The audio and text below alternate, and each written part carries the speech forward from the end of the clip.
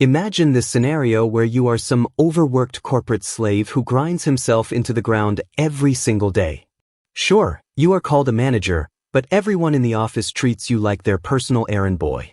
Every garbage task lands on your desk, and overtime becomes your daily routine.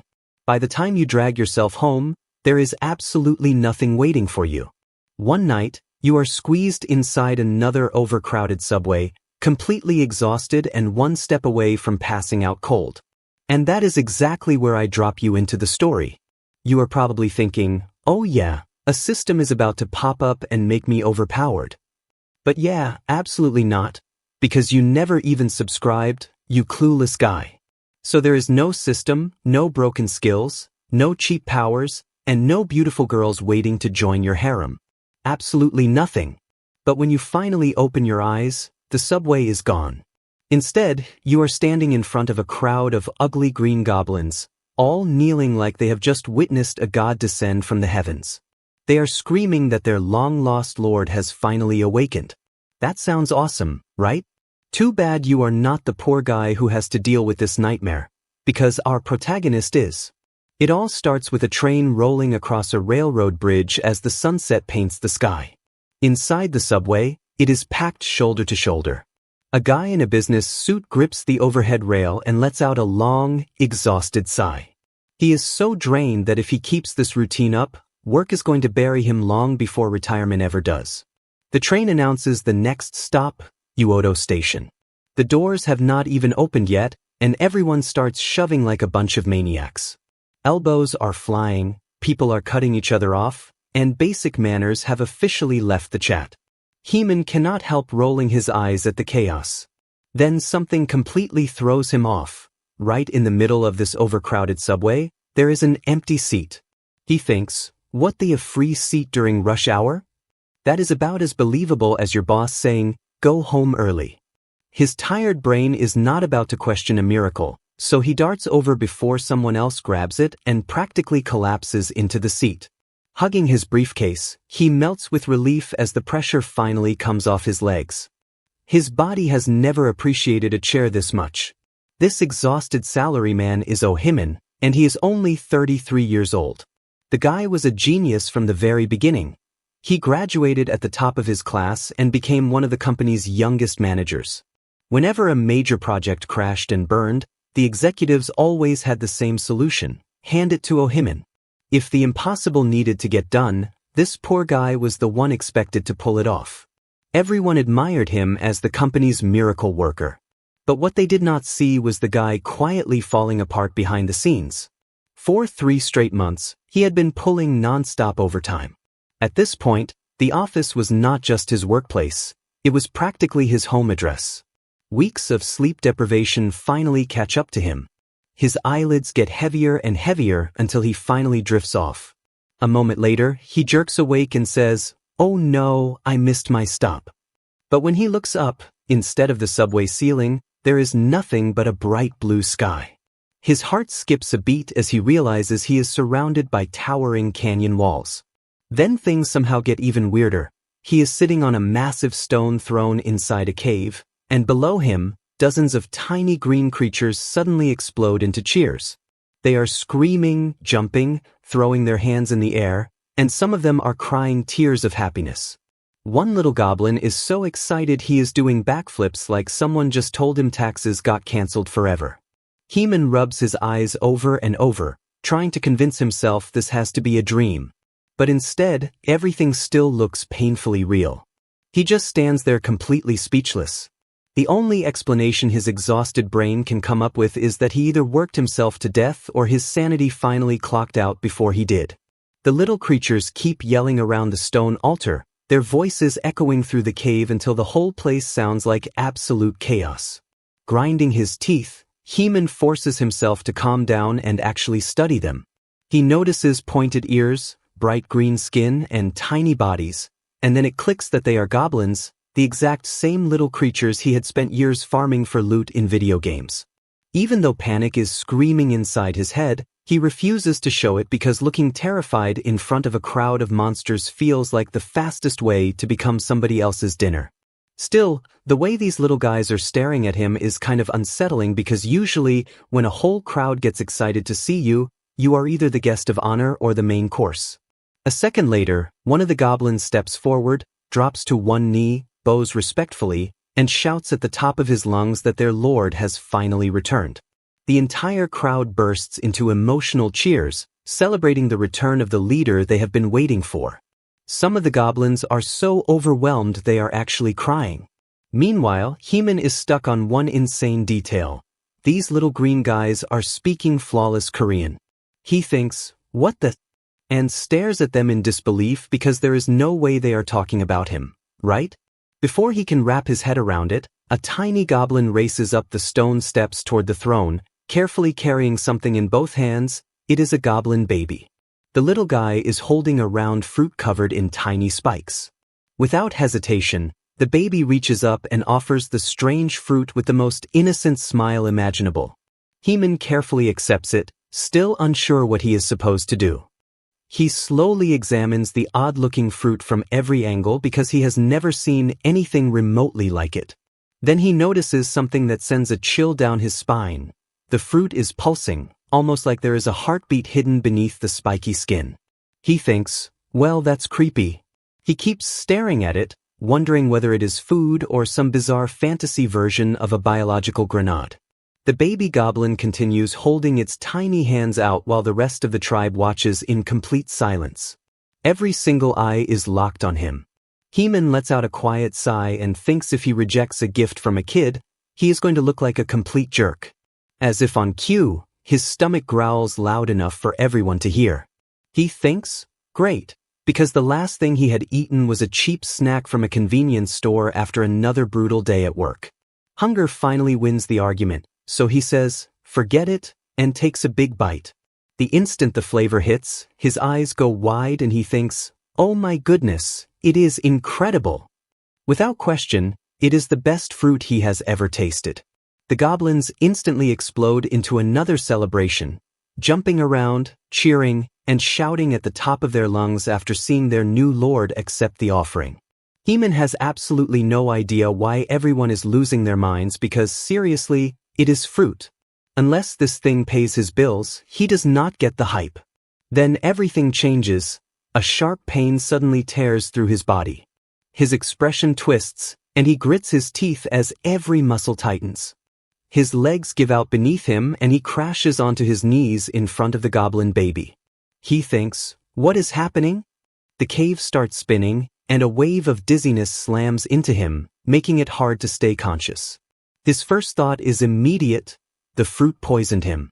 Then out of nowhere, a glowing blue holographic panel suddenly appears in front of his face.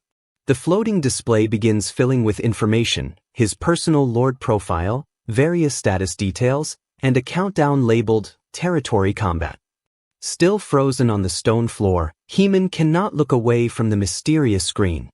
His exhausted brain struggles to process what he is seeing because there is no way this is actually a hologram. Lines of Korean text continue scrolling across the glowing display while the timer relentlessly counts down. The words, Territory Combat, instantly make his stomach sink because he has never heard of anything like it before, leaving him with more questions than answers. Almost as if it senses his confusion, the holographic panel suddenly updates, and a new message appears informing him that it will now explain exactly what territory combat means. The glowing system finally answers his question. Territory combat is an all-out war where a lord has to use every available resource to protect both the land and its people. Heeman instinctively flinches and thinks, what the? Because the voice did not come from anywhere around him. It answered the question he was only thinking. A quick glance at the floating screen reveals the name, Wiki, and that is when it clicks that this thing can read his mind. The AI casually offers to explain the history of the place, but Heeman is not in the mood for a history lesson. He says, cut the nonsense, I need to know where on earth I am and why I ended up here since I was literally riding the subway a few seconds ago. The system does not waste any words and says, current location, Demon Realm. That is it, no warning, no apology, just a verbal slap to the face. The AI adds that the exact location is classified because the territory's level is far too low to unlock that information. Hearing the words demon realm makes Heman's stomach drop. He says, "You are kidding me." The cave falls silent while he desperately tries to process everything. After a long pause, he lets out an irritated sigh and says, "That is your explanation? Seriously?" He asks for something that does not sound like it came from a broken customer support bot. The system remains completely emotionless and says, "Territory level insufficient, additional information unavailable." Same answer, no extra details, no sympathy, nothing. Grinding his teeth, Heman asks the only question that actually matters: how on earth do I get back home? The response comes immediately: territory level insufficient, additional information unavailable. He says, "You have got to be kidding me." With absolutely no useful answers, Heman slowly drops back onto the massive stone throne. He just stares into the empty cave, completely lost. A few minutes ago, he was exhausted after another miserable day at work. Now he is apparently stuck running a kingdom in the demon realm. His brain cannot even decide which problem is worse. Still hoping this is all some insanely realistic nightmare, he reaches up and pinches his own cheek as hard as he can. He says, "Ow," because yeah, that definitely hurt. This nightmare is not a nightmare at all. It is real. A wave of panic crashes over him. He grabs his head and takes several deep breaths, forcing himself to calm down before he completely loses it. After thinking everything through, one ugly truth becomes impossible to ignore. The system has dumped him into the role of a lord, and now it is basically forcing him to fight a real war. He thinks, what kind of assignment is this? He pinches the bridge of his nose as a pounding headache starts creeping in. Looking around the cave again, he finally pays closer attention to the goblins gathered below him. Something feels off because the more he studies them, the more obvious it becomes that they look terrible. One goblin is so skinny that every single rib is visible. Another barely has enough strength to stand. Their exhausted faces make it painfully clear they have been starving for a long time. These are not fearless warriors. They are barely surviving. Heman immediately realizes the brutal truth. These poor little guys are so malnourished they probably could not win a fight against a stiff breeze. Honestly, they might struggle against him, and he spent the last 3 months getting crushed by office work instead of hitting the gym. He looks back at the floating system and says, "So let me get this straight. You expect me to win a war with an army that is running on hopes, dreams, and an empty stomach? What happens if I lose?" The answer comes without even a second of hesitation. Probability of death upon defeat is extremely high. The screen updates again. 99% of defeated lords have died. For a few seconds, Heman just laughs, not because it is funny, but because his brain honestly does not know what else to do. He says, "Figures. No matter what world I end up in, life still finds a way to step all over me."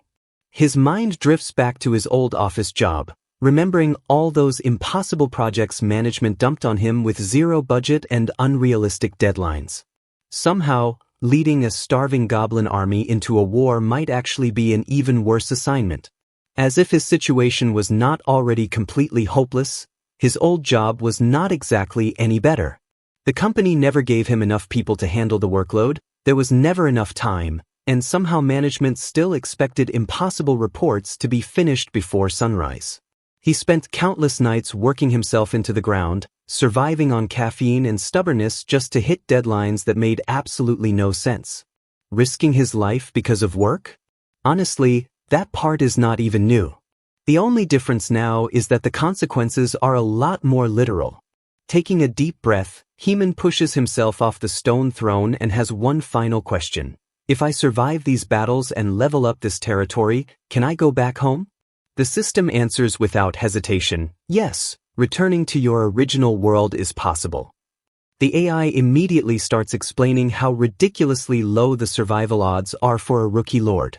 Heman cuts it off by saying he does not need the depressing speech. His answer is all he needed. Without another word, he takes a firm step forward because his decision is made. He walks down the stone steps of the altar with his expression calm but completely locked in. According to the system, he only has 4 days before the upcoming battle. 4 days is all he has. He plants his feet on the rocky ground and quietly looks across the canyon. If there is even the slightest chance of making it home, he is taking it. The tiny goblin from earlier quietly follows behind him while the rest of the tribe watches with curious expressions. Nobody knows what their new lord is planning. The hungry, exhausted goblins stand there in complete silence, waiting for their first command. Heman studies the area instead of panicking because 4 days is not much, but it is enough to build a plan. He clenches his jaw and takes another slow breath. If his brain helped him survive corporate chaos, maybe it can keep everyone alive here too. A confident grin slowly spreads across his face as he says he has seen miracles happen, and they usually start with a whole lot of overtime. The goblins blink in confusion. He says, "Starting tonight, every single one of you is working their hearts out." The cave instantly becomes less like a throne room and more like a construction site preparing for war. Heman carefully surveys the terrain. His eyes follow the rock formations until they stop at the cave's narrow entrance. A smile crosses his face because that bottleneck could force a much larger enemy to fight on his terms, and that is something he can work with. He studies every detail of the surrounding cliffs, mentally piecing together the foundation of a defensive strategy. After a moment, he turns toward the goblins and asks them a tactical question. The little creatures just stare back. A few make confused noises, others awkwardly scratch their heads, and not a single useful answer comes. The floating system immediately pops up with another low-level notification. Heman barely glances at it and tells it to be quiet for a second. The screen obediently falls silent. He lets out another slow breath because it looks like he will have to teach these little guys everything from scratch. He raises one finger to get everyone's attention, and every goblin immediately goes quiet. He says their only shot at surviving is defending that narrow passage with everything they have got. As he speaks, he rolls up the sleeves of his white dress shirt because it is time to get his hands dirty. His gaze sweeps across the crowd before stopping on 10 goblins near the front. He tells them, "Yay." The startled goblins immediately point at themselves. He says, "Yeah, I need trees. Go cut down trunks about my height and bring every single one of them back here." The goblins exchange nervous looks because they clearly do not understand why their new lord wants trees instead of weapons. Heman does not have time to explain every detail, so he claps his hands once and raises his voice, "Move it, people." The little goblins jump in surprise before taking off at a full sprint to carry out their first order. Watching them scramble, Heman quickly figures out that these little guys are not lazy, they are just like brand new recruits because sometimes they need a firm push before they actually move. Not wasting a second, he points at another group. "You? 15 of you." The goblins immediately stiffen. He says he wants every rock they can carry and tells them to bring them to the top of the canyon and stack them there, every single one. Without asking questions, the group rushes off and starts climbing the towering cliff with surprising speed and agility. Heman turns to everyone else. "The rest of you are with me, and we are digging." He leads them straight to the narrow entrance of the cave. There are no shovels, no picks, and no proper tools at all, so the goblins drop to their knees and start clawing through the dirt with their bare hands. Without hesitation, Heman kneels beside them and starts digging too because if he expects them to work their hearts out, he had better do the same. Hours pass, and before anyone realizes it, night settles over the canyon. 2 massive moons rise into the sky, bathing the entire landscape in an eerie blue glow. By then, huge boulders have been stacked along the canyon's edge, and rows of sharpened wooden stakes are ready to stop anyone foolish enough to charge straight through. Right in the center of the narrow path, a massive pit trap now waits beneath the darkness, lined with crude wooden spears. Heman looks over everything they have accomplished and cannot help but nod. It is not bad. The goblins are exhausted and covered in dirt from head to toe, their fingernails cracked and broken after hours of digging through solid ground. Just then, the floating system appears and says, "Overtime skill activated." A surge of energy spreads through every goblin, instantly washing away a huge chunk of their exhaustion. Heman raises his voice, "All right, listen up." Everyone immediately turns toward him. He says they all worked incredibly hard today and they did good. He pauses and says, "But do not get comfortable, because the real work starts now." The goblins quietly listen. Heman looks across the defensive line before asking a question. "What is overtime really?" Nobody answers. He smiles and says, "It is doing the hard work while the other guys are sleeping. When they finally show up, they will be fighting the battlefield I built, not the one they wanted." He points toward the traps surrounding the canyon and says, "Every drop of sweat you spill today is another chance to stay alive tomorrow." The goblins tighten their grips on their crude weapons. Heman raises his wooden spear and says, "Now give me a battle cry." The cave instantly fills with excited shouting. Then Heman raises a hand and says, 3 seconds, that is it. Do not waste your energy yelling all night."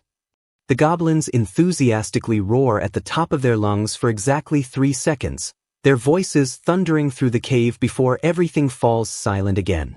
A satisfied grin crosses Heman's face as he says, "Much better. Now grab your weapons and form a battle line." The goblins immediately rush to obey, but unfortunately, the result is a complete disaster. Some run into each other, others trip over loose rocks, and a few accidentally shove their own teammates while scrambling into position. Within seconds, the entire formation turns into absolute chaos. Heman lets out a long sigh and says, "Well, great." His army is not exactly striking fear into anybody. Once they finally settle down, he takes a closer look at what they are carrying: sharp rocks and old rusty knives. That is basically it. He thinks, no wonder they are in trouble. Still, he forces himself to stay calm because the enemy is supposed to be another goblin tribe, which probably means they are not walking around with legendary weapons either. Good, because that means this battle will not be decided by who has the bigger sword, but by strategy. His thoughts drift back to advice he once heard from his former boss. When brute force is not enough, outthink the problem. That lesson suddenly reminds him of classic military tactics, a compact Roman-style formation. If his goblins could not overpower the enemy, maybe they could outfight them through discipline and positioning instead. Heman orders the goblins to line up in one perfectly straight row so they can begin basic combat training. The response is complete chaos. The little guys have no clue what he is talking about. They keep bumping into each other, wandering out of place, and turning a simple formation into a total train wreck. He lets out a frustrated sigh and says, "Well, this is a disaster." Instead of yelling, he walks over to one goblin and grabs him by the shoulders. "Stay right here." The confused little guy freezes in place. Heman then moves a second goblin beside him, carefully positioning him shoulder to shoulder with the first. One by one, he physically places every goblin into position until a perfectly straight battle line finally takes shape. He steps back and nods. "That is more like it." Looking down the line, he explains exactly what he expects. If you cannot feel your buddy's elbow next to yours, you are standing way too far apart. He picks up his wooden spear and demonstrates the proper stance. Both hands locked firmly on the shaft, feet planted, body balanced with no sloppy movements. He says, "When I give the order, you move together, you attack together, and nobody breaks formation." He tightens his grip before shouting the first command, "Forward." The line surges ahead for about half a second, and one goblin immediately trips over his own feet and crashes face first onto the rocky ground. The poor little guy groans while everyone else just awkwardly stares at him. Heman pinches the bridge of his nose and says, "Seriously." He walks over with a calm but stern expression and tells him to get up. The embarrassed goblin scrambles back to his feet.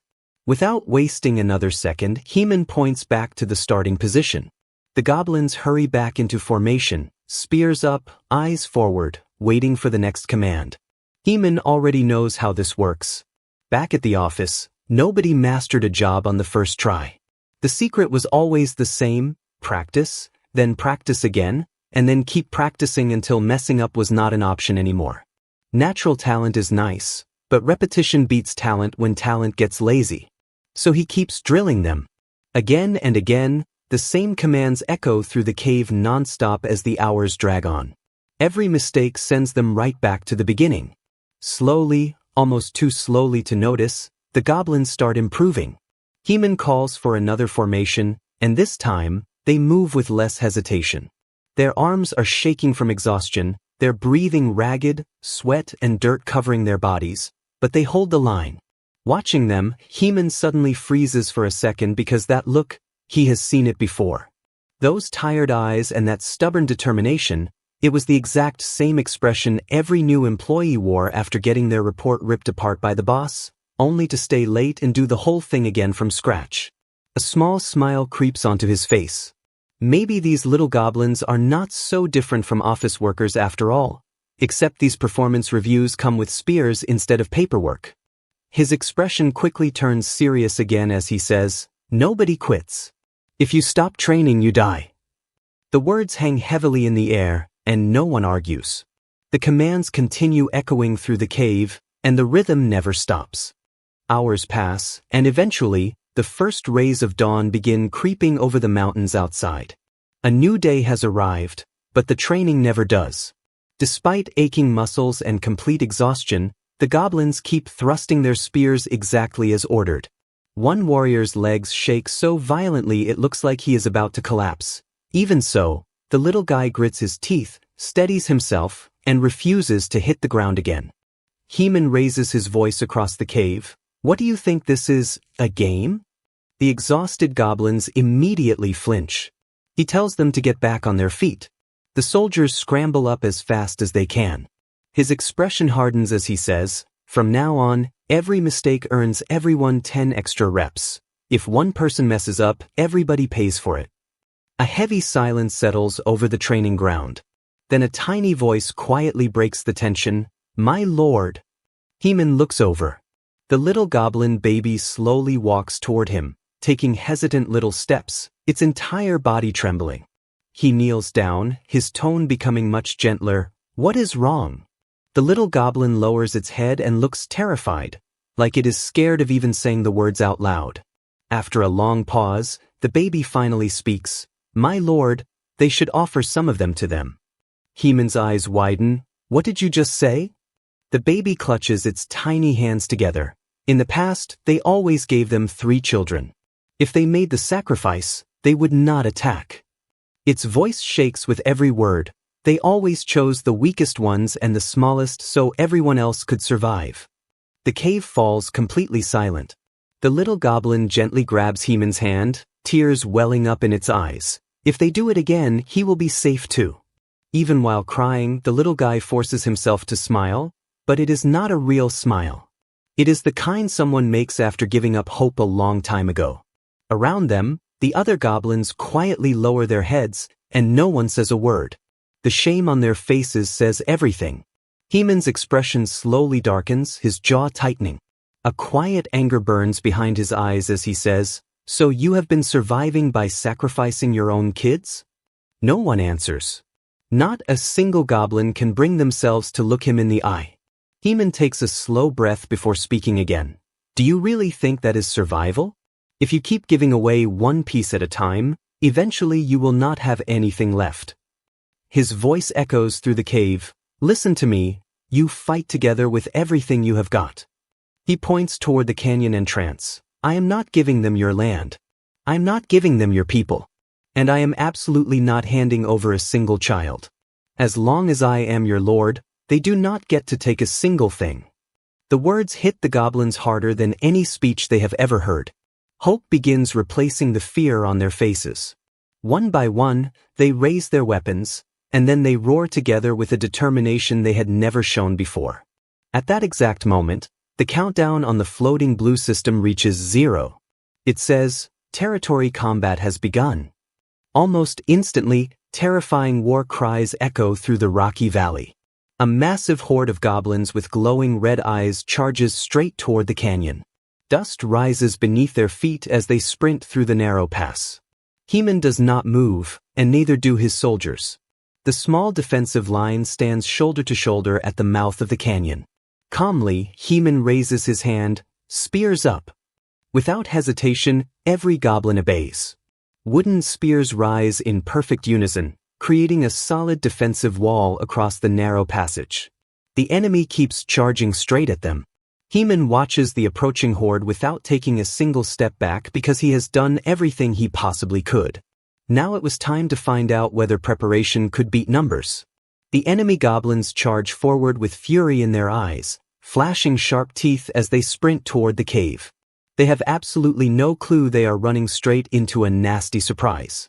Heman watches them with a calm, confident grin. "Come on, try your luck, you little guys."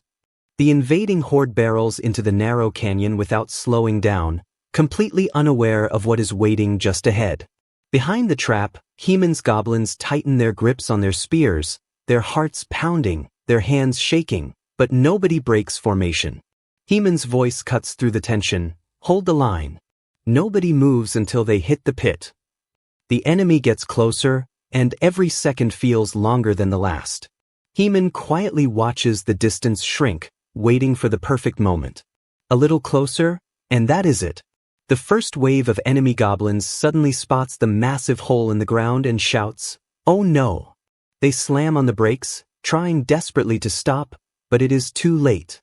The goblins behind them have no idea what is happening, and they keep charging full speed, crashing into the front ranks and shoving everyone forward. The entire formation instantly falls apart. Some scream for the others to stop, but nobody listens. Within seconds, the first invaders tumble straight into the deep pit. More bodies crash down on top of them and then more. The hole turns into absolute chaos. Goblin after goblin piles into the trap, knocking each other over in a complete mess.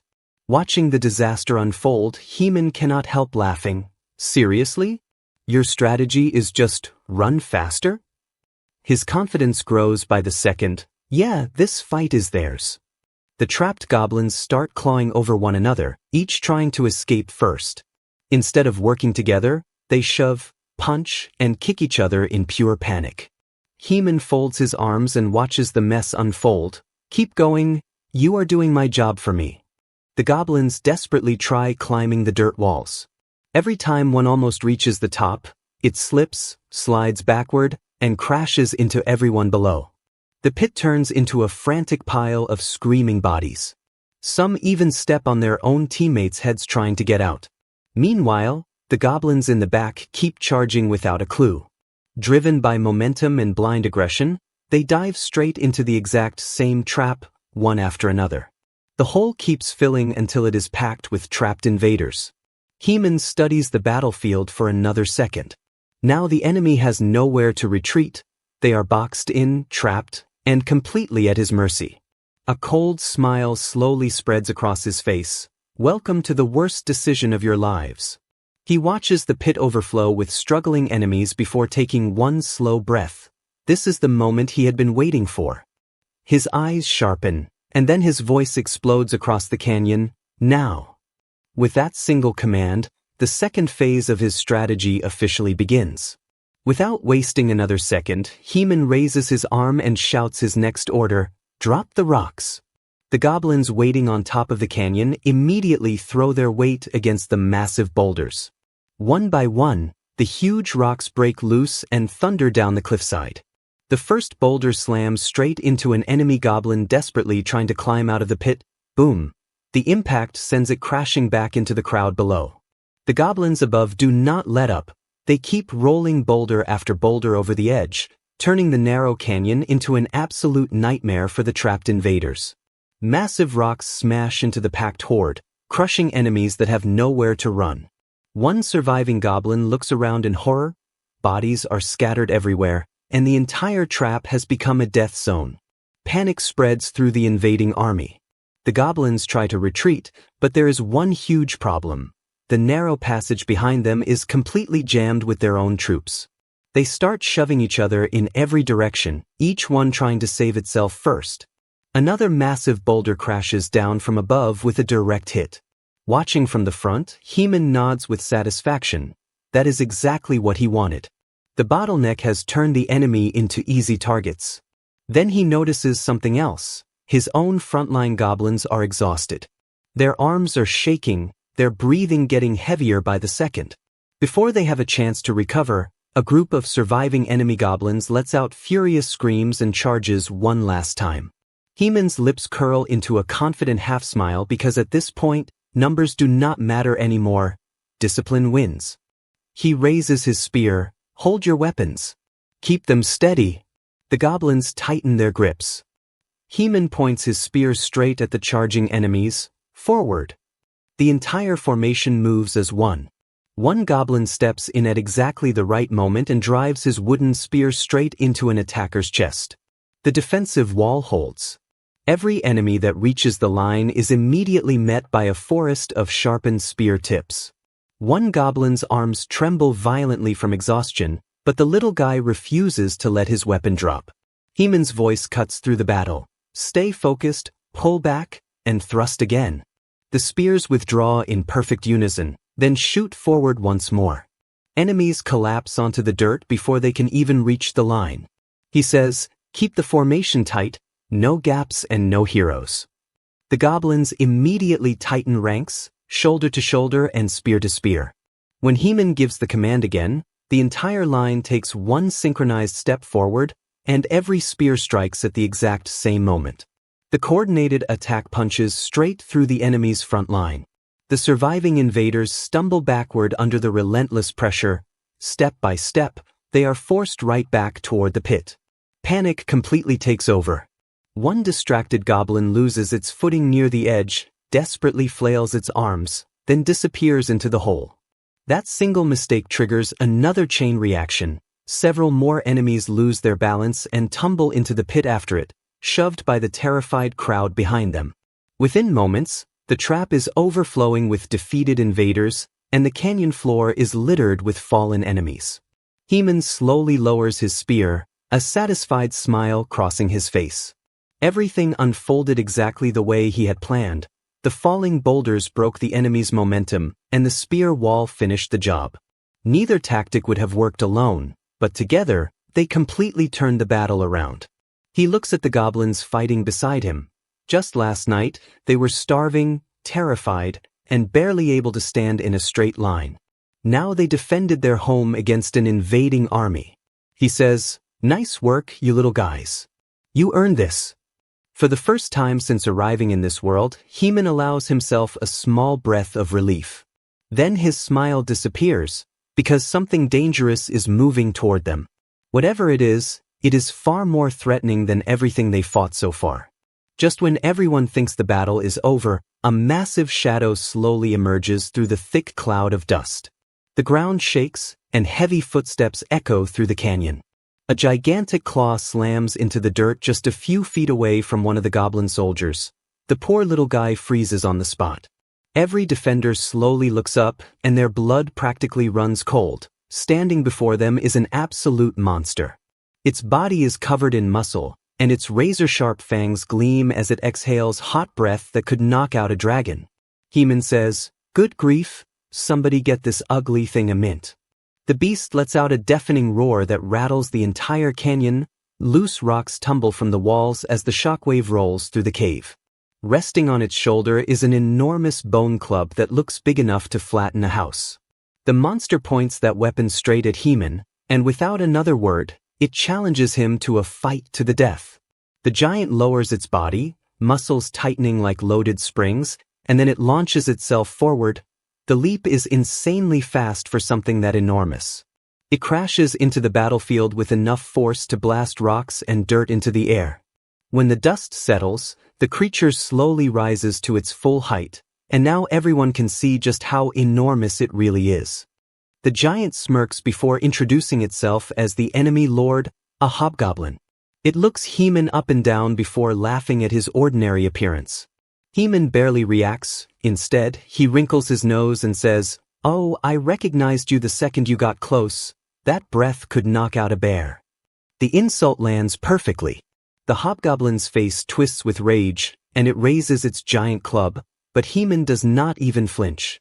The monster points directly at him. "You and me, one duel. The winner decides the war." For a second, Heman just stares at the giant and asks, "Wait, you're serious?" He casually points at himself as if making sure the challenge is actually meant for him.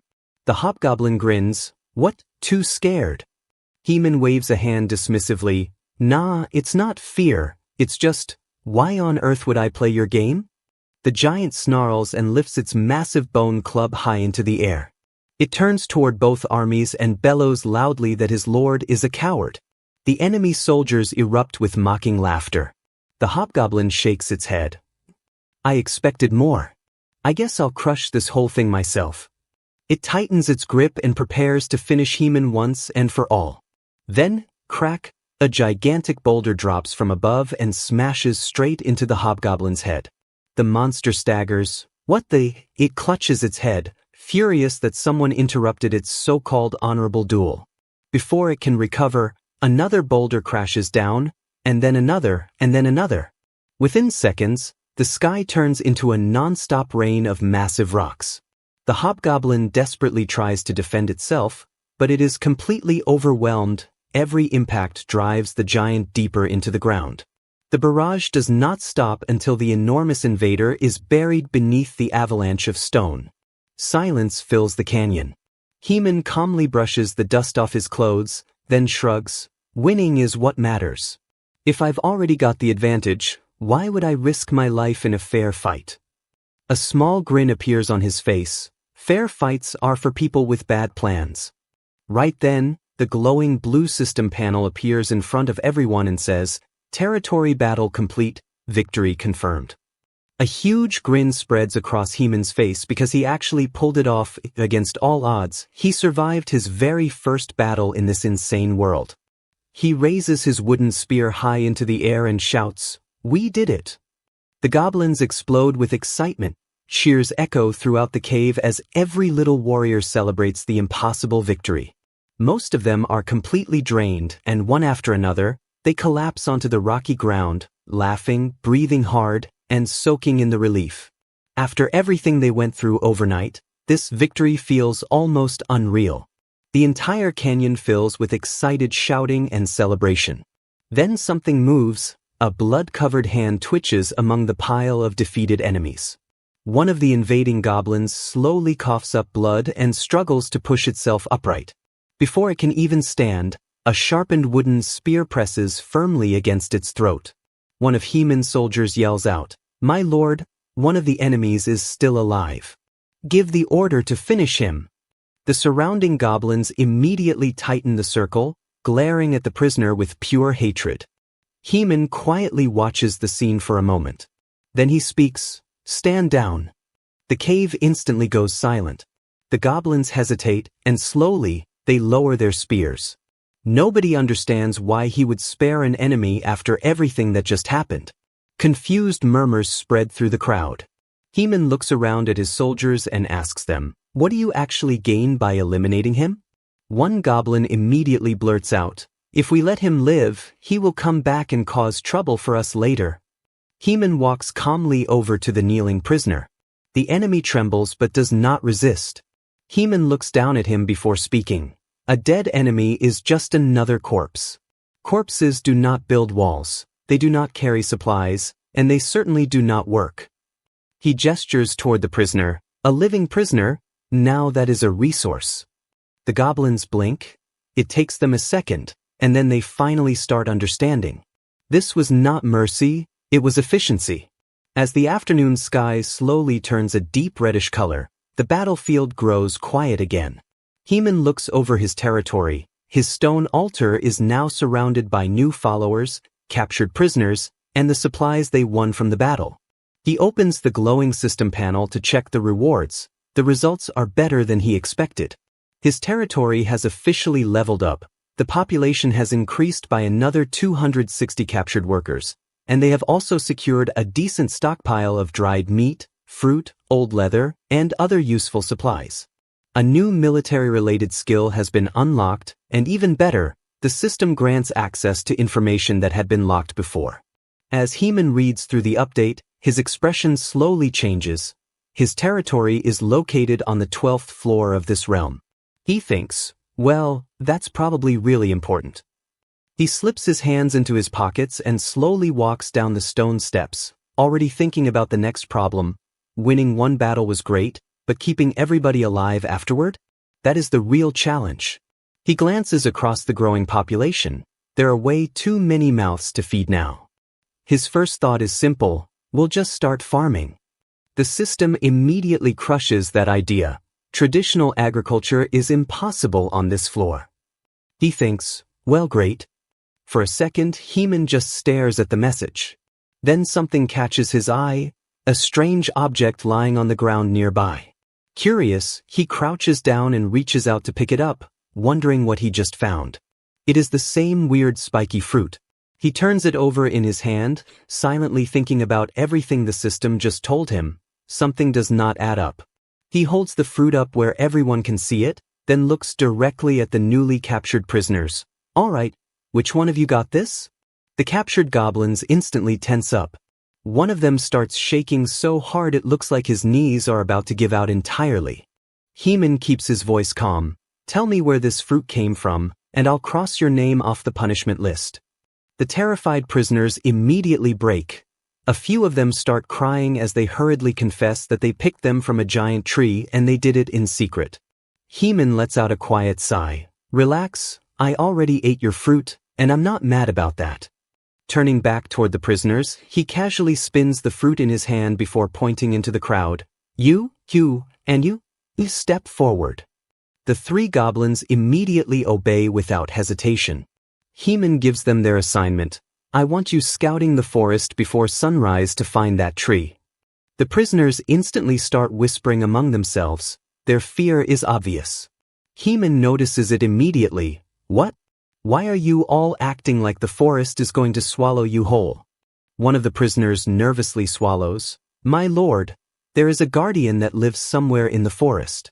No one has ever actually seen it, because anyone who finds it never comes back.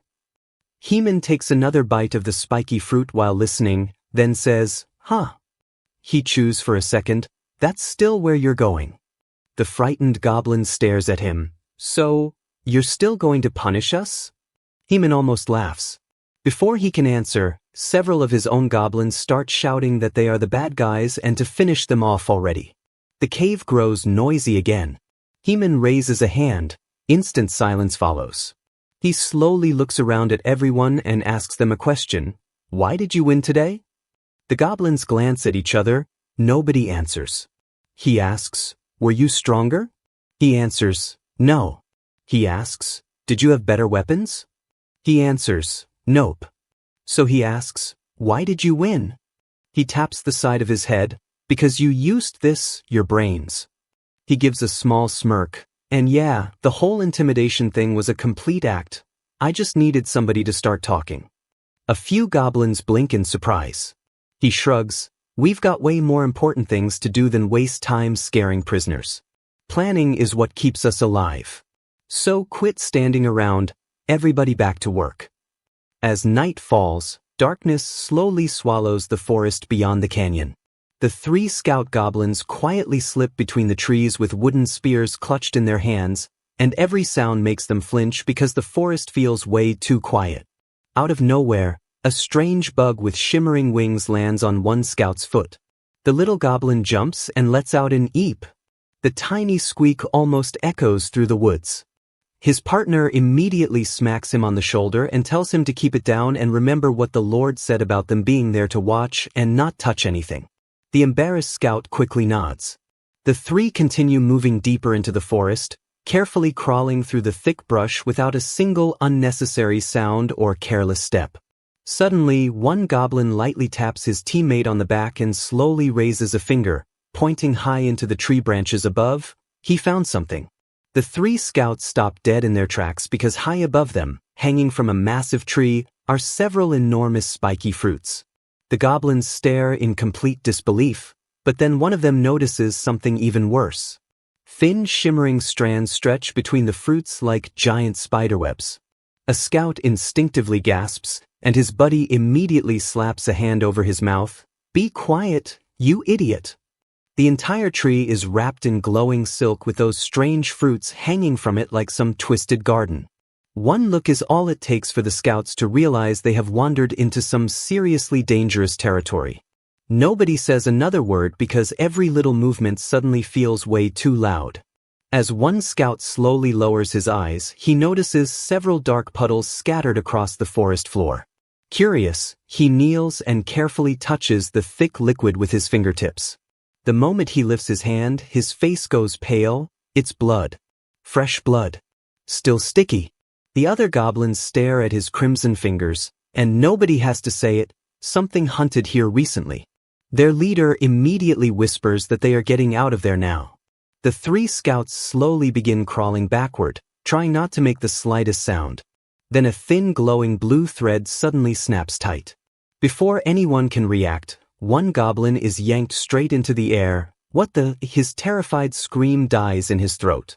Another glowing strand shoots through the darkness and slices past the second scout, barely missing his face. A sharp cut opens across his cheek. He grabs the wound with shaking hands, blood running between his fingers, his breathing turning frantic. The last scout spins around, desperately searching for whatever attacked them. All he hears is something moving behind the trees, something big. His eyes go wide and he shouts, "Run!" Back at the canyon, one surviving scout frantically reports everything to Heman.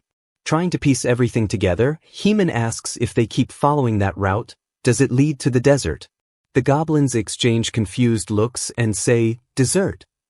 Clearly, they have no clue what that word means.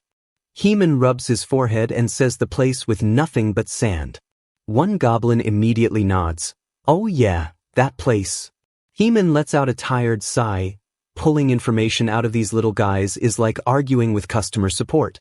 At least now the route finally makes sense. According to the map, reaching the desert means crossing a hill, then a river, then that cursed forest. It's not great, but at least they finally know where they're going. Just as Heman starts organizing his thoughts, a terrified scream echoes through the camp. 2 scout goblins come sprinting back at full speed, collapsing onto the ground completely exhausted. Heman rushes over and asks what happened and where is the 3rd scout. The injured goblin's eyes fill with tears. He got dragged into the air. Heman's expression instantly changes. He told them to be careful. As he helps the scout up, something catches his attention. A glowing sticky strand is still clinging to the goblin's clothes. He carefully peels it off and studies it in silence. The thread feels unbelievably tough.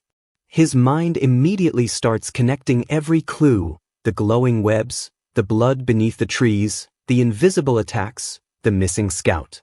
He doesn't need the system to spell it out. Only one thing could have made webs that enormous: giant spiders. If those monsters control the forest, charging in headfirst would be a one-way ticket to getting wrapped up like lunch. A heavy silence hangs over the camp, every goblin waiting for Heman to say something. He slowly exhales. The pressure is crushing, and one wrong move could wipe out everyone. Without another word, Heman calmly slips off his jacket. A faint smile crosses his face as he says, "Figures. My life never comes with the easy difficulty setting anyway." Looks like another impossible job just landed on his desk. Heman turns toward the crowd of waiting goblins and gives his next order without hesitation. "Gear up, we're heading into the forest." He throws his jacket over one shoulder like he's clocking in for another impossible overtime shift. The goblins tighten their grips on their weapons and quietly fall in behind him. Before long, the group reaches the dark forest. Towering trees stretch overhead, completely wrapped in glowing webs. The silky strands weave together into creepy tunnels that barely let any light through. The whole place gives off one very clear message: this place is definitely cursed.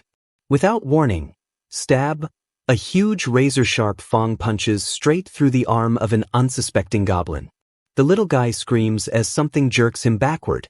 Out of the shadows drops a massive spider with glowing eyes, its oversized fangs clamping down on the goblin's arm with brutal force.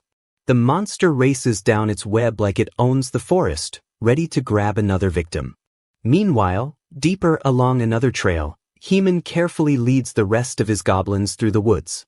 Everyone keeps their voices down, every little sound makes them tense up, constantly scanning the trees, expecting something to jump out at any second.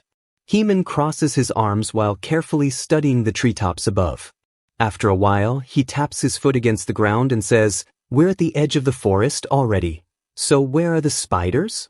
The silence bothers him more than if they had already been attacked. Something feels off.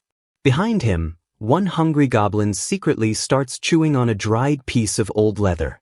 Another goblin immediately shoves him. "Dude, knock it off, you can't eat leather." The hungry goblin sadly lowers his head. Honestly, it wasn't even the worst survival diet anyone had ever tried. Heman watches the scene with a troubled expression. Rationing what little food they have isn't going to solve anything. Sooner or later, everyone is going to start starving. Thinking about the giant webs, he grabs one and tries biting through it. Bad idea. The web doesn't even flinch. Instead, his face twists into an awkward grimace while he's basically chewing magical spider rope. Yep, tastes exactly as terrible as it looks. Behind him, the little goblin wearing the red scarf quietly sneaks away, hoping nobody notices. A few steps later, Heman says, "Heads up, little guy." The baby goblin freezes. Slowly turning around, it finds Heman staring right at it. The little guy immediately starts trembling. Heman points back toward the others. "Get back inside the group now. We're not out here collecting souvenirs." He glances at the other goblins. "Somebody keep an eye on our tiny escape artist before he gets himself eaten." The goblins quickly nod. Just then, a blinding flash of lightning rips across the sky. Boom! Thunder crashes so loudly that everyone instinctively looks up. Dark clouds completely swallow the sky overhead. Then the rain starts. Heavy drops slam into the dry ground one after another. Within seconds, a full-blown storm crashes over the demon realm. Cold rain runs down Heman's face as he quietly watches the downpour. Instead of panicking, he just narrows his eyes. Something about the storm feels important. Without wasting a second, Heman points toward a nearby cave. "Everyone get inside. Move it." The goblins don't argue. They sprint through the pouring rain and cram into the cave for cover. Completely soaked, Heman wipes the water out of his eyes and groans. "Seriously?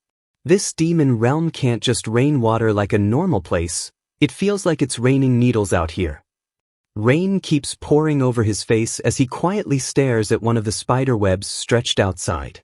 Then he suddenly stops moving. A thought hits him. "Wait a second." His eyes light up. He grabs one of the sticky strands and holds it out beneath the downpour. Almost immediately, the rain starts weakening the web. The once sticky silk slowly begins to dissolve. Heman watches it carefully. No way. Water actually messes with it? Hope flashes across his face. He pulls harder on the strand, testing its strength, but unfortunately, the web is still tougher than he'd hoped. Come unclose, but not enough. He heads back into the cave and quickly looks around. Is everybody inside? The goblins nod while trying to stay dry. Good. We're staying put until this storm dies down. The little creatures quietly huddle together, nervous whispers spreading through the cave. Something clearly feels off. A frightened goblin slowly walks up to Heman. "My lord." Its voice shaking. Heman turns. "What is it?" The goblin swallows hard. "One of them is gone." Heman's face instantly hardens. "What?" "I checked everybody." He immediately starts counting the goblins one by one in the dim cave. 1, 2, 3. His expression suddenly changes. The others nervously point toward the forest outside. Heman already knows the answer before anyone says it. It's the kid. The little guy with the red scarf. He slams his foot against the cave floor. "You have got to be kidding me." He rubs his forehead, trying not to lose his temper. What was that kid thinking? For a moment, he considers sending a search party, but just as quickly, he throws that idea away. The others would probably walk straight into the webs and get themselves caught. Outside, the storm keeps hammering the forest, rainwater pouring over the cave entrance, making everything feel even darker and colder. After a long silence, Heman makes up his mind. The kid couldn't have gotten too far. He reaches over and grabs one of the wooden spears left by the scouts. The moment he starts walking toward the cave entrance, the goblins panic. "My lord, don't go." Heman stops for just a second and looks back. His voice leaves no room for argument. "Nobody follows me. You stay inside. That's an order." Then he steps out into the pouring rain alone. Mud squishes beneath his boots as he disappears into the dark forest.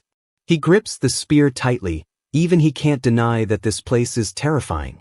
But being afraid doesn't change anything. He's the leader, and that means when something goes wrong, he's the one who walks toward the danger while everyone else stays alive. Keeping his eyes locked on the darkness ahead, he remembers everything he learned about leading people through impossible situations. Then he suddenly stops. Something catches his attention in the muddy ground. Small footprints, perfectly preserved in the wet dirt. The tiny tracks point in only one direction, straight toward wherever the little goblin wandered off to. Heman grips his wooden spear and follows the muddy trail, wondering if this is actually the right way. A massive bolt of lightning rips across the sky, making him flinch. He mutters, "This is some terrifying weather," while refusing to stop. Then he catches a weird glow flickering through the trees ahead. His eyes widen. What is that? Fire? Without hesitating, he breaks into a run. Water splashes around his feet while burning embers skip across the soaked ground. As he gets closer, his stomach drops. The goblin kid with the red scarf is trapped in the middle of the flames, crying his eyes out. The poor little guy is rolling around in the mud because his backside literally caught on fire. Yeah, that's one incredibly hot situation. He yells, "Hang on," and dives straight through the flames, grabs the kid with both hands, and ignores the scorching heat around him. The little goblin screams in pain while Heman struggles to lift him. The terrified kid accidentally smacks Heman right across the face. "Seriously? You picked now to slap me, you little rascal?" Ignoring it, Heman shoves the burning part of the goblin into a muddy puddle. Steam hisses as the flames die instantly. The exhausted little runaway collapses into the mud, quietly crying while staring at his singed tail. Heman lets out an irritated sigh. "What were you thinking, running out here by yourself?" The goblin kid sobs as he explains the truth. His little brother cries from hunger every single day, begging for those strange fruits. He couldn't stand listening anymore, so he snuck into the forest hoping to bring food back. Heman kneels in front of him, his expression turning serious. "I get it. But risking your life like this wasn't the answer, kid." Then something clicks in his head.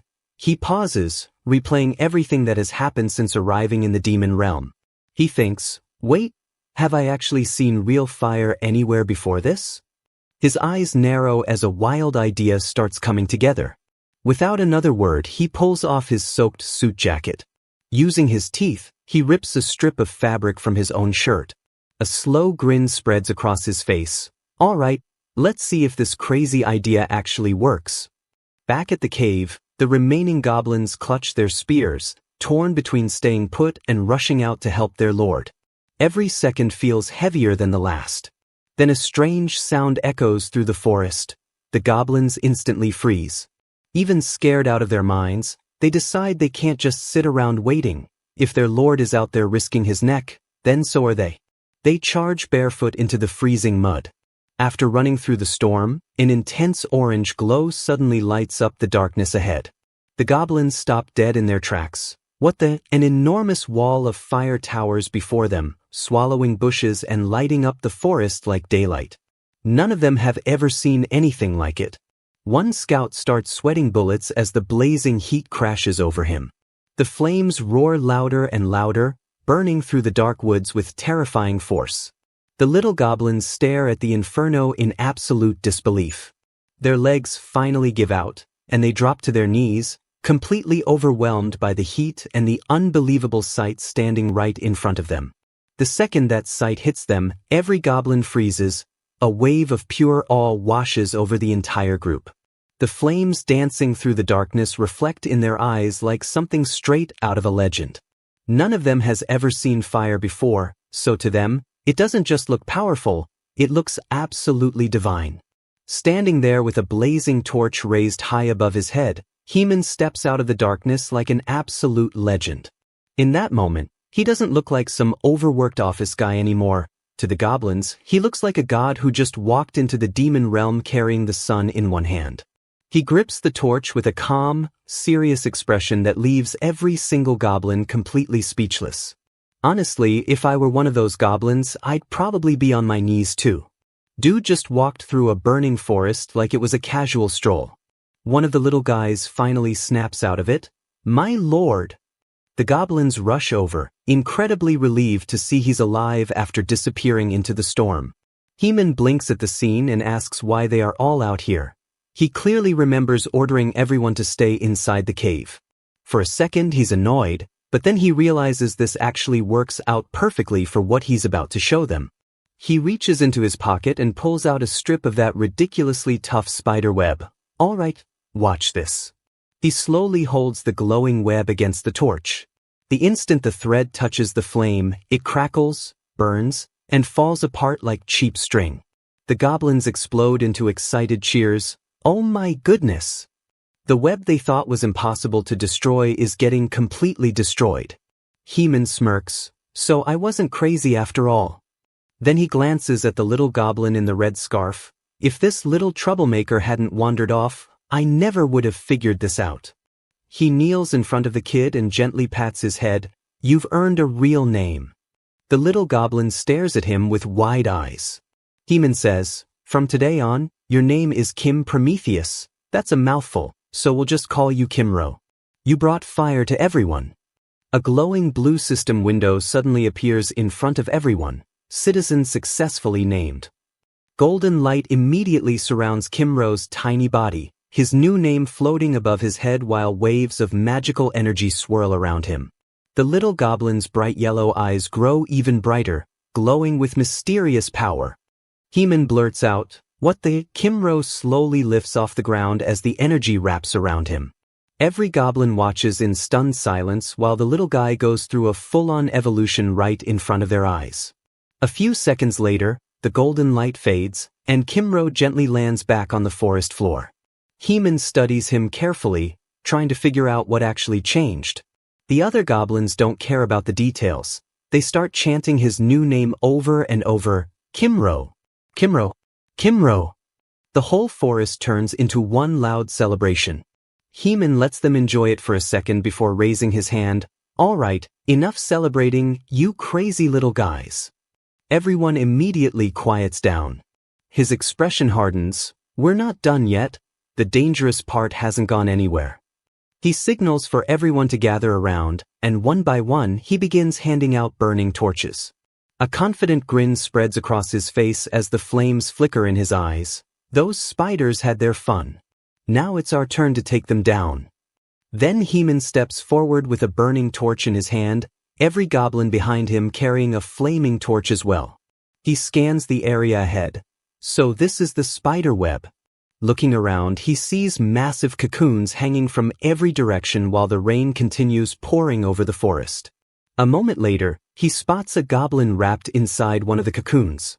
Without hesitation, he sets the cocoon on fire.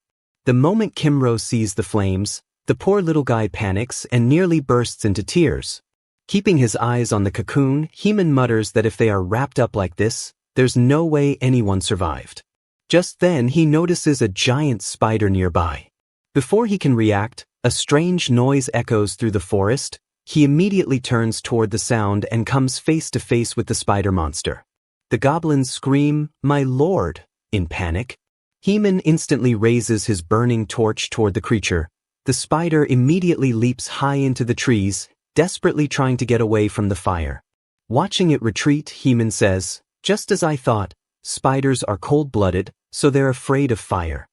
Inside his mind, another thought crosses his head. If they burn down the whole forest, they could drive them all out, but their entire food supply would go up in flames too. Suddenly, his eyes narrow. The spiders are trying to escape. Using their threads, they quickly retreat through the trees. Heman hurls his torch toward one of them, hoping to burn it alive. The goblins look at him nervously. "My lord, what should we do?" Clenching his teeth, Heman replies that they are all terrified of fire and he has to make the first move. The very next second, he launches himself forward with a powerful leap, closing the distance in an instant. He drives his sharpened wooden spear straight into the spider's abdomen. The monster dies on the spot. The goblins behind him are completely stunned. "My lord, are you all right?" One goblin standing nearby is shaking so badly he can barely stay on his feet. He actually killed a spider. Heman calmly raises his burning torch into the air. "As long as we have fire, these things are nothing." He points his torch toward the spiders surrounding them. Take down every last one of those oversized bugs. The goblins immediately roar with excitement. We'll win this. They also manage to rescue one of their captured companions. Heman shouts at the top of his lungs, "Don't be afraid, just charge." Even Kimro gets fired up and yells as he charges into battle alongside everyone else. Soon the goblins begin taking down the spider monsters one after another, burning them with torches or finishing them off with their wooden spears. Even the little goblin manages to take one down himself. Inside his heart, he cannot stop admiring his lord. "My lord is amazing, and I'm doing great too." With an excited smile, he shouts, "My lord, you are watching me, right?" But the smile instantly vanishes. His eyes widen in shock as spiders all around Heman have begun spreading their webs, launching a coordinated attack. Cold sweat rolls down Heman's face. No way, I never thought those oversized bugs would be smart enough to coordinate. Before he can react, the torch slips from his hand, the webs instantly wrap around his body, binding nearly half of him before lifting him into the air. The giant spider drags him away while hanging just behind him. A short while later, rain continues pouring over the forest. By then, almost half of Heman's body has been completely wrapped in sticky webbing. One goblin cries out in panic that his lord is being dragged away. The entire group stares helplessly as their leader is pulled deeper into the forest. Meanwhile, Heman can only think to himself about what's going to happen to them. Without him, this territory is going to collapse. He imagines what would happen if he disappeared. Every goblin under his command would eventually perish, starving one after another. But the danger wasn't over. It had only just begun again. Just then, Kimro screams at the top of his lungs, "My lord!" Tears stream down his face as he runs forward. Several goblins try to stop him, but he refuses to slow down and keeps charging toward Heman. At that exact moment, the giant spider fires another web directly at Kimro. Still crying, he shouts, "My lord!" He can't let him die. The thread races toward him, but just before it can wrap around his body, memories of Heman flash through his mind. He remembers how his lord had always protected him, always cared for him. Then suddenly, a blazing energy erupts from deep within his heart. Right at that moment, the system announces, the effect of naming has been activated, protection of flame has taken effect. Kimro's entire body suddenly erupts in blazing flames.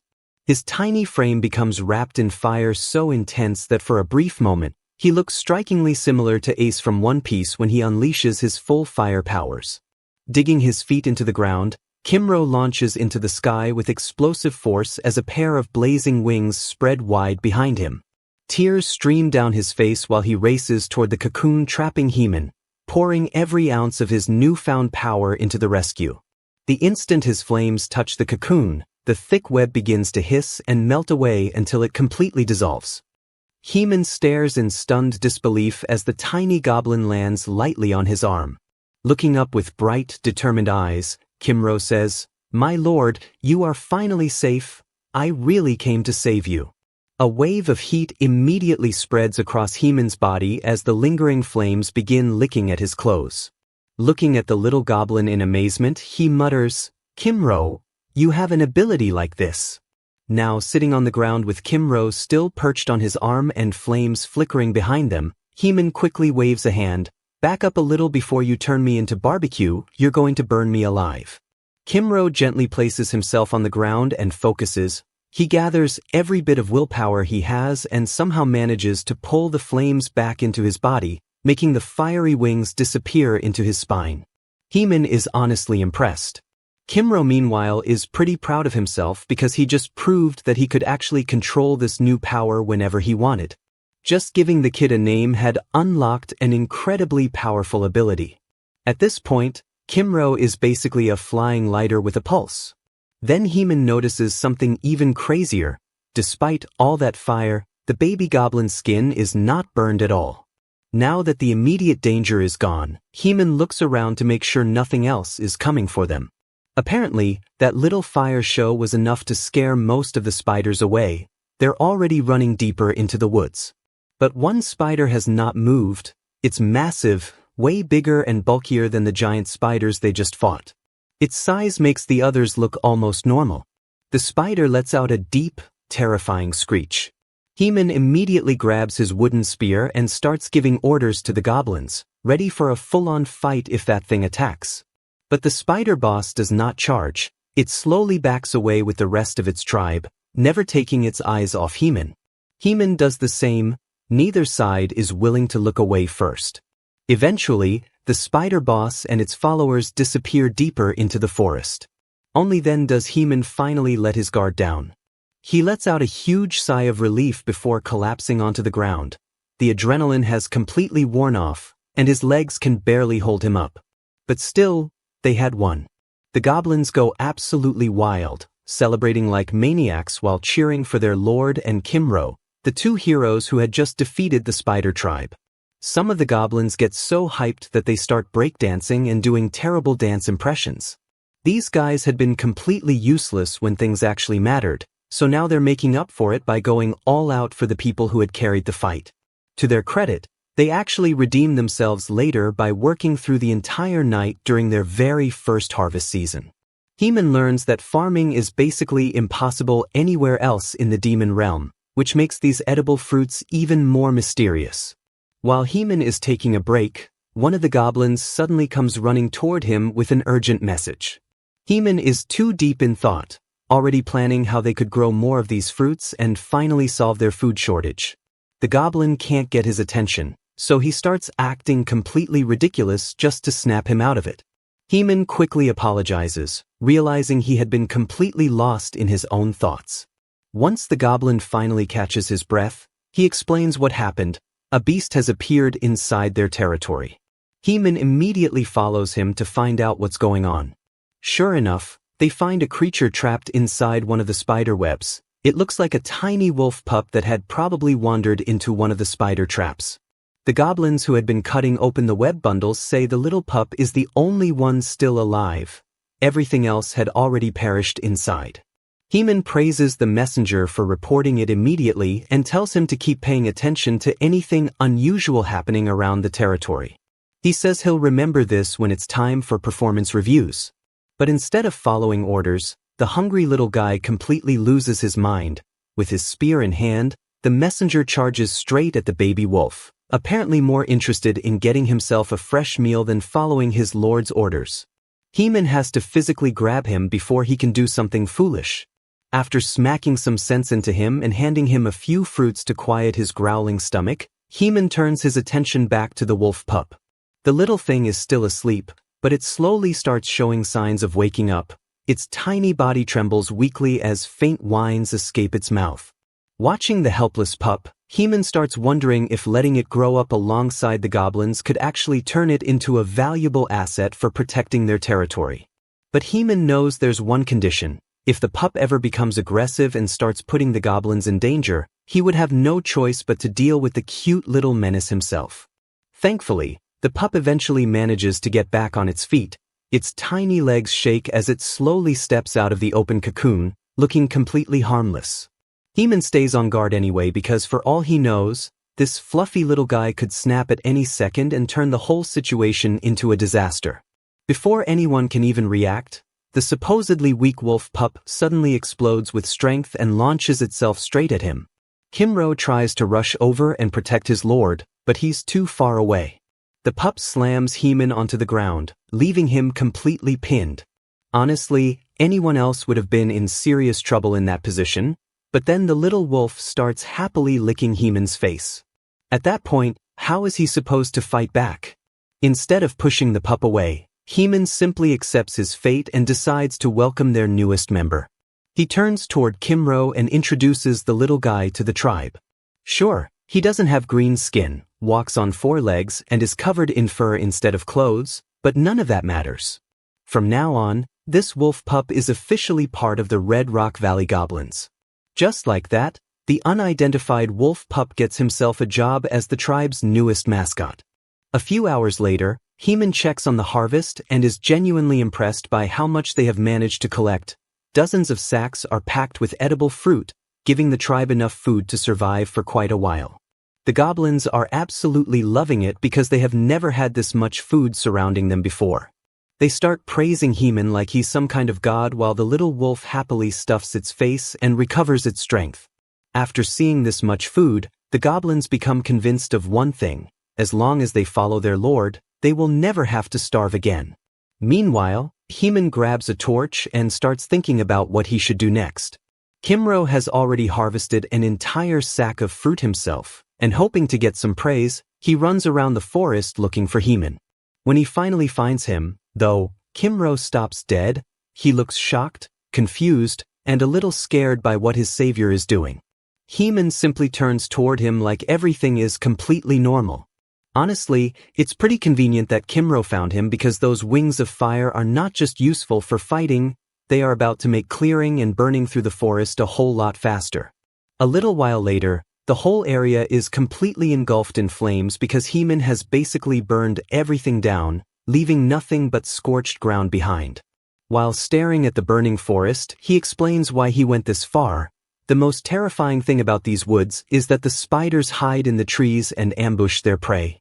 If he wants to eliminate that threat, he has to burn down this part of the forest. Now it finally makes sense why Heman started the fire in the first place. By clearing the forest, he can create a safe zone that the spiders cannot enter. In his head, the area could become both a spider-free habitat and a dedicated fruit harvesting zone. If they build a watchtower, they will be able to spot any incoming threats early enough to evacuate. Just then, a little goblin appears behind him, "My lord," while carrying a huge sack full of fruit. One of the fruits slips out and drops right in front of Heman. Heman looks at him and can't help but notice the timing. "Your timing is pretty perfect." He asks if he came here to help him. Then he casually asks if the goblin is ready to help him set the forest on fire. The second he hears that, the little goblin's entire sack slips from his hands, the fruits scatter all over the ground, and the poor guy starts tearing up and asks does he really have to do it and begs for forgiveness this once. Heman just stares at him, completely confused. He wonders what happened to this kid and why is he crying like he just got sentenced to death. Then he notices the other adult goblins behind him. One of them suddenly screams that the Lord is angry. That's all it takes. The entire group completely loses their minds. Apparently, they had already gathered huge sacks of fruit as an offering to their Lord. One goblin puts both hands on his head and starts yelling for everyone to offer their fruit to the Lord. The goblins start crying, begging for forgiveness, and even slamming their heads against the ground. Heman looks at them like they are completely insane and wonders what is going on here and why they are acting like they have to sacrifice themselves just because he mentioned fire. He quickly realizes there has to be some kind of massive misunderstanding. Then one particularly nervous-looking goblin steps forward. It's actually a female goblin, and she looks absolutely terrified. She says, "My lord, please forgive me. I will offer my head and I will offer my body. Just please spare my children." Heman is probably thinking the same thing anyone would. What are they even talking about? I don't want any of that. Instead of entertaining this nonsense, he finally snaps, "What is wrong with all of you? You're a bunch of ridiculous fools." Heman starts yelling at the entire group while the goblins keep apologizing and begging him to forgive them. Then he notices something else. Some of the fruit they have gathered is literally sitting in the fire and getting burned.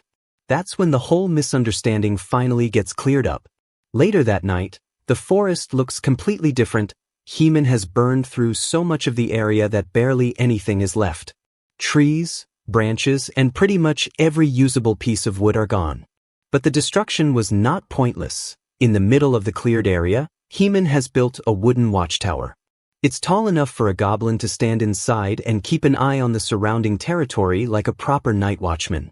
He even assigns one of the goblins to stay there and keep watch. With the new lookout in place, Heman walks away with the little goblin and the wolf pup beside him. The little goblin looks at him and says his lord has exceeded his expectations because he always believed in him. The wolf beside him is practically smiling too. Heman looks confused and asks what he's talking about. Then the little goblin glances at the wolf and immediately corrects himself. "No, I really did believe in him." The second he says that, the little goblin and the wolf start fighting with each other. Heman doesn't even bother getting involved. He simply ignores their nonsense and focuses on the fruit in his hand. It's surprisingly large, almost big enough to cover his entire palm. Heman realizes that building the watchtower has definitely stabilized their fruit supply, but that doesn't mean they have solved all their problems. Right now, there are a total of 260 goblins living in their territory. He looks at the fruit in his hand and starts imagining their entire territory like one giant resource pool. If 260 goblins keep harvesting fruit at their current rate, they will completely strip the surrounding area bare within half a year. If the fruit takes longer than 6 months to grow back, their entire food supply could collapse. Heman imagines the chaos that would follow. At that point, restructuring the entire territory would be unavoidable. His expression turns serious as he says he has to prevent that no matter what. For the first time, Heman realizes that simply having enough food today is not enough. If he wants the goblins to survive long-term, he will have to figure out a way to manage their resources before this peaceful little territory turns into a complete disaster. Sometime later, Heman is sitting by a fire that night. Kimro is sitting beside him along with his little wolf pup. He is busy drawing a roadmap and trying to figure out how he is going to execute his next strategy. He wants an actual roadmap this time because whatever comes next could get dangerous. He thinks to himself that to prepare for the worst, they need to head toward the river and desert those observant goblins mentioned. But since it's uncharted territory, they need to be fully prepared. Heman lets out a sigh as he thinks about their biggest disadvantage. Goblins are small, which puts them at a disadvantage in close combat. It would be great if they had some kind of long-range weapon. That's when he looks over at the wolf and notices a piece of spider web stuck to its body and reaches over to pull it off. But as he touches it, the web sticks to his fingers. How did this even get stuck to your back? Heman starts stretching it, and the web just keeps stretching. He says, "Wait, this thing is insanely elastic." He pulls it even farther and laughs. "This is more flexible than anything I've ever seen." But the second he lets go, the web snaps back and smacks the wolf right on the back. The poor thing lets out a painful yelp and immediately starts barking, completely freaking out. He says, "Sorry, I wasn't trying to hurt you." The wolf starts whining like Heman just committed a crime against its entire family. But then something falls from its body. A small piece of the spider web drops onto the ground. Heman's eyes immediately lock onto it. He rushes over so fast that Kimro nearly faceplants trying to keep up. Heman picks up the web and examines it closely. It's really sticky. But then he notices something strange. It's not nearly as sticky as it was before. Heman starts wondering why the web changed like that. He keeps holding it while staring at the material. "Don't tell me." He walks over toward the fire and holds the web close to the flames. The moment the firelight hits it, Heman's eyes widen. He just figured something out. Just as I thought, if you dry the web close enough to the fire without actually burning it, it keeps its elasticity but loses its stickiness. Kimro looks at him completely confused. "My lord, what are you doing?" Heman doesn't answer. He's already gone into full mad scientist mode. He might have just found exactly what they needed, a slingshot. He takes the dried spider web and ties one end to each of his fingers, then pulls the strands back like a proper elastic band. "Look at this, guys." Kimro stares at it and asks what that is. Even the wolf looks like it has absolutely no clue what's happening. Heman grins. "This is our new project." A few days later, Heman returns to the goblin cave. All the goblins are gathered in front of him, waiting to hear what their lord has planned this time. Heman looks over the crowd and smiles. "Today I'm announcing a new project for all of you." The goblins immediately start whispering among themselves. A new project? They wonder what their lord could possibly be planning now. Heman walks over to a box and pulls the cloth covering it away. Kimro and the wolf are standing nearby as he reveals their brand new creation. "Here, this is the new weapon we'll be using for this project." He clenches his fist with excitement. A slingshot. The goblins stare at it. One of them tilts his head. "What is that? Is it food?" Another goblin immediately jumps in. "I saw the lord making it. He used something from a spider's web." The entire group starts whispering again. "Don't tell me our lord's hobbies are getting weird." Heman's eye starts twitching. "You little rascals, I'm standing right here, and you're just ignoring me to gossip among yourselves." The goblins immediately shut up. He says, "Listen carefully, it's not food, but it is a weapon." Heman grabs the slingshot and calls Kimro over, "Throw that piece of food into the air." Kimro quickly tosses the food upward. Heman takes his position, stretches the slingshot back, and carefully aims. Every goblin watches with wide eyes, desperately trying to figure out what their lord is about to do. Then he fires. The projectile smashes directly into the food, completely destroying it in an instant. The goblins go dead silent. Then their eyes widen. One goblin starts shouting in excitement, "What is that?" "It's magic. The Lord used magic." Another says, "He shot it with a stone." Heman, however, looks completely serious. "I didn't do that. This is the power of the slingshot."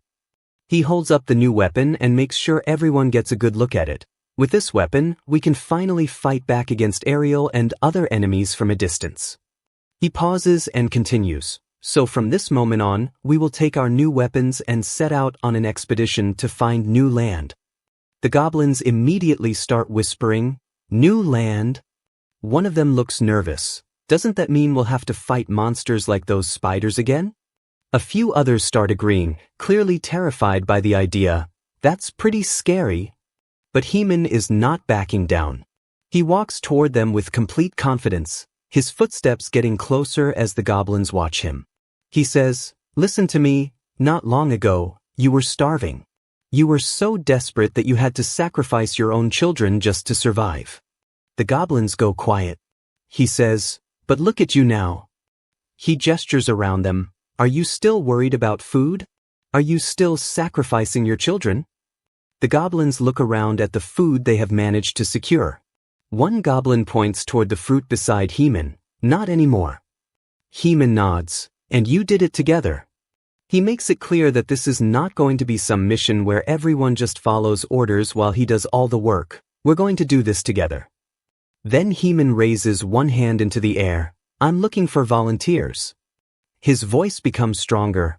"I don't want a single goblin in this territory to starve again. I want all of you to live safe, prosperous lives." The goblins stare at him in silence. He raises his voice. "Who will join me on this expedition? Who will stand by my side and become a hero of this territory?" For a few seconds, nobody moves. The goblins look at each other, clearly thinking about everything they have been through. Then, within seconds, every single goblin has their hand raised. Heman takes a deep breath and looks over the goblins standing with him. A confident smile crosses his face. "Thank you for standing by my side." This was the man behind the miracle. Oh-hun Man had once been a star in the corporate world, a prodigy of business and efficiency. In his previous life, the young man had conquered every challenge. No corporate project had ever been too difficult for his intellect. But now he faced a challenge that no textbook could prepare him for. This was a project where the stakes were survival itself. Heman urged his companions forward, and the journey was grueling. Exhaustion had begun to take its toll. He lamented his past habits, realizing that his corporate lifestyle had left him physically unprepared for such a trial. Every step felt like a battle, and he struggled with the sudden demand on his frail body. Despite his own pain, Heman pushed the group to keep moving, promising them a place to recover just a bit further. He checked on his loyal subordinates. Even in his state, the manager's instinct to lead and care for his team remained. The young goblin and the wolf pup responded with enthusiasm. They were faring much better than their leader. A bitter realization hit Heman. His years of corporate life had left him physically frail compared to his subordinates. Kimro looked up with pure admiration. To the small creature, the man was an inspiration. Heman reflected on the group's dynamics. He had a loyal team, even if he was the weakest link physically. The wolf pup trotted along happily, carrying supplies for the group. Heman decided it was time to establish a new order before they continued. He began assigning names to his followers, starting with a fluffy title for the beast. He then turned his attention to the goblins, giving one a sweet-sounding name. Another subordinate received a similar nickname as Heman attempted to bond with them. He gathered his new followers to establish a stronger bond, but he pondered the results. realizing that simple labels were not enough to trigger a true awakening. The wolf pup sought attention, prompting Heeman to consider a proper title for the creature. Kimro quickly corrected him, insisting that a corporate rank was not a real name. Heeman admitted the mistake and promised to find a more fitting designation for the beast. He realized that a corporate title was not enough. The creature deserved a real name. The wolf pup responded with excitement. Heeman found the task simple enough. He searched his memory for something fitting. A legendary beast from Norse mythology came to mind. He focused on the name of a world-devouring wolf. The beast reacted with pure joy, completely unaware of the fearsome legacy being bestowed upon it. The wolf pup beamed with pure innocent joy. Heeman looked at the creature with a mixture of curiosity and affection. He tried out a name, hoping it would fit the beast. Suddenly, a system notification appeared. The act of naming had been officially recognized. Heeman froze in shock. The system had registered a name he had not intended to give. He was devastated because the system had completely ignored his choice and assigned a different name to the creature. He felt a wave of guilt. He truly wanted the beast to have a legendary title. Despite the frustration, a bond was forming. The small creature clung to its new master with absolute trust. The young goblin looked up with pure innocence, unaware of the naming drama. As the group continued their journey, Heeman guided his loyal followers toward a distant goal. Kimro was completely clueless about the world around him. The concept of a river was entirely foreign to the young goblin. Heeman took the opportunity to teach. He explained the nature of the flowing waters they sought. He described the natural cycle of the wild, water brought fish, and fish inevitably attracted dangerous predators. A realization dawned on the young goblin: if food and water were present, it meant other people must live there too. Heeman held the small creature's hand firmly. A silent bond of trust grew as they marched toward the unknown. Kimro looked up with pure admiration. To the young goblin, the man beside him was more than just a leader. Heeman remained silent, his mind already racing ahead. He was calculating every possible move. He harbored a secret hope that finding other people could be the key to returning to his own world. A flicker of longing crossed his face. The thought of home drove his every decision in this strange land. Despite the uncertainty of the journey, Heeman kept the small creature close. Their bond grew stronger with every step. The goblin scouts panicked, frantically pointing toward a looming threat. A massive silhouette emerged from the blinding light, blocking their path. Heeman froze, unable to comprehend the scale of the creature before him. The beast revealed a terrifying visage radiating pure aggression. It was a monstrous bull. Its presence filled the horizon with dread. The goblin scouts trembled in terror. They looked to their leader for a way to survive. Heeman felt the pressure mounting. A cold sweat broke as he realized the gravity of the situation. The monstrous bull let out a deafening roar. The beast was a wall of pure muscle and rage. The creature charged forward with devastating speed. The ground shook beneath its weight. Retreat was no longer an option. Heeman knew they had to fight back immediately. He took charge of the chaos, organizing the goblins into tactical units to face the threat. He quickly prepared his ammunition. Every second counted in this desperate struggle. With a powerful strike, Heeman created a diversion, forcing the beast to focus on him. Blood stained his clothes, but he did not flinch. He taunted the creature to draw its aggression. The monstrous bull fell for the bait. Driven by rage, the beast locked its sights on the man. The slingshot unit sprang into action. They launched a coordinated barrage of projectiles. Heeman shouted his orders. The ranged unit focused all their fire on the beast's most vulnerable point. The attack hit its mark. A rain of stones crashed against the creature. The monstrous bull recoiled in agony. The sudden onslaught left the beast disoriented and wounded. Heeman watched the results with a grim smile. The strategic strike had successfully crippled the monster. He felt a surge of satisfaction.